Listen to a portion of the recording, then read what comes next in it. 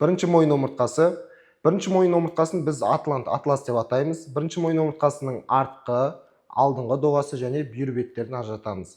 Бізде алдыңғы доғасы мына суретте көрсетіліп тұр. Және де алдыңғы доғасының алдыңғы бетінде бізде өзіне аттас төмпешігі болады.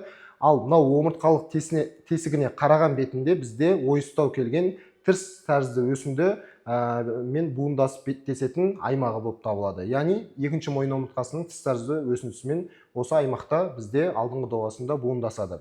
Одан кейін біз артқы доғасын, мына фотода көріп тұрмыз, міне екі жағынан артқы доғасы және артқы доғасының алдыңғы бетінде өзіне аттас бізде төмпешігі келеді. Одан кейін біз көлденең өсінділерін байқасақ, бізде қабырғалық және де көлденең өсінділердің қосындысынан бізде көлденең өсіндінің тесігі пайда болады.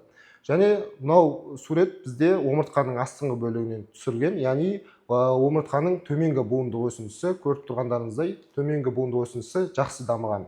Ал мына суретте бізде оның жоғарғы буындық өсіндісі көрсетілген. Жоғарғы буындық өсінді, яғни жоғарыдан бас сүйегінің салмағы түсетіндіктен оның пішіні былайша айтқанда өзгерген. Яғни бұл жоғары буындық өсіндік арқылы бізде шүйде сүйегінің айдаршығымен беттесіп, буындасып жалғасады.